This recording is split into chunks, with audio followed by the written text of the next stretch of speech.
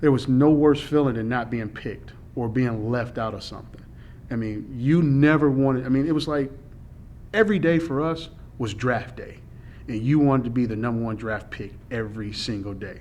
And there's no worse feeling than from a kid of you being picked or overlooked. Like, and here's the look. Damn.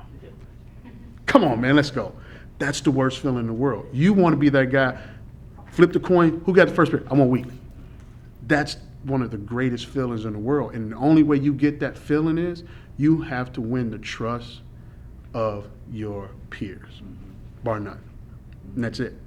And so when you go home, a lot of times you worked on your skill set to be picked number one.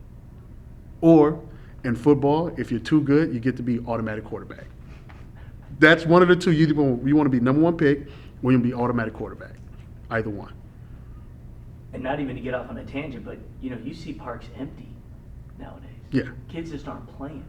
They're either too wrapped up with what's going on social media or their video games, or maybe they're too focused on trying to just stay on one sport. And I played 3 sports in high school, all 4 years. You don't see the kids who are like you said, when you're doing basketball, you go swim, and then you just don't see that anymore. And I think that's a real problem. It is. A lot of kids are becoming specialized athletes. A lot of coaches want them specialized. I think also what happens is, as a parent, your lens change, your focus change, because now the streets are a little too dangerous. I don't want you at the park. Bad things happen at the park. I don't want you out or walking the streets. But I don't think the streets are any more dangerous now than they were 15, 20, 30 years ago. I just think as a parent, because you grew up in it, your lens all of a sudden, now it just changes. And now you become aware of those things that, and I have those, wait a minute, man, I survived that? And then as a father, I'm like, wait a minute, whoa, where are you going now? What time are you staying out? No. So all the things that you got away with as a child and all the things that you escaped in your childhood, it now is passed, the fears are now passed on to your children. And so, yeah, with the addition of the social media, the Xbox and the PlayStations, and also, like I say, the focal point of the parents, the parks are now empty. Yeah. Did you have a favorite sport here at Robertson? Do I have a favorite sport? Yeah. Is it one that you regardless of what maybe you felt you were the best at, did you have something that was your favorite while you were here in high school? Yeah, like I say, go back to track. I couldn't wait for track season to start. I mean, a lot of my football friends and during football season or during this summertime where it was easy to go throw the football and go to 7-on-7s, I can find those guys all day long. Hey, let's go throw the football. Let's go run some routes. Let's go do this. Yeah, okay, now as soon as track season, let's go run some quarters. They were nowhere to be found. So, for someone to come to the track by itself and run and practice hurdles and do a long jump, I mean, you have to have not only a desire, love for it, but an obsession for it, and track was it. I heard on the football field you played as many as 8 positions. And that must have been just from, partly of what you grew up playing because you had to play wherever. I mean, what's that all about? That you just don't see that.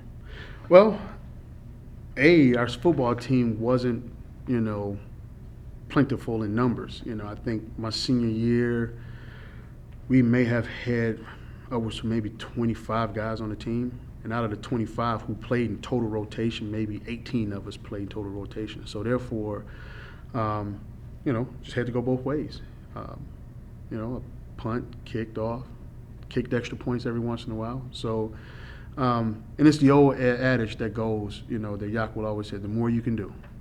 The more you can do. And so I took that literal. It's like, okay, I think I can do this. Let me try it. And then you try it, and next thing you know, you're doing some everything. And you never question it. You never question it, because when it goes back to that childhood deal of you want to be picked first. Who can play quarterback? I can. Who can play this? I can. And so you want to be that guy. What was it like playing football here? Intense. Oh man, intense. Because when I was playing, it was the Suburban Athletic Conference. You had Willow Run, Oak Park, Highland Park, River Ridge, and E-Course, okay? And you're talking some competition, man. And I'm sorry, and how can I forget my crosstown rival, Inkster High? And when you talk about intense football, just rivalries. It seemed like we were everyone's rival. That's what it seemed. Maybe not, but that's the way it seemed. It seemed like everybody geared their game up to play against Robichaud. And it was intense. I mean, it was really intense. It was one of those deals where we didn't play night games. So, we're out there, 1 o'clock on a Friday. You still hear the bell ringing. You're out there playing. You're in the huddle. Bell rings up. That's fifth hour. But you're playing.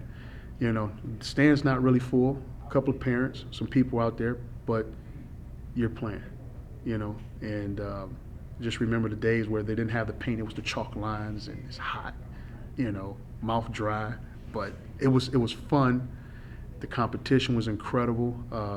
The referees let some things go that they shouldn't have, but it was one of those deals where that's how you grew up playing, and they let us play, and you love that. You was not going to let a ref dictate the game. Hold on a second, we stop quick and Okay. before we go. Okay. Just Just because we're out of luck. Yeah. Yeah.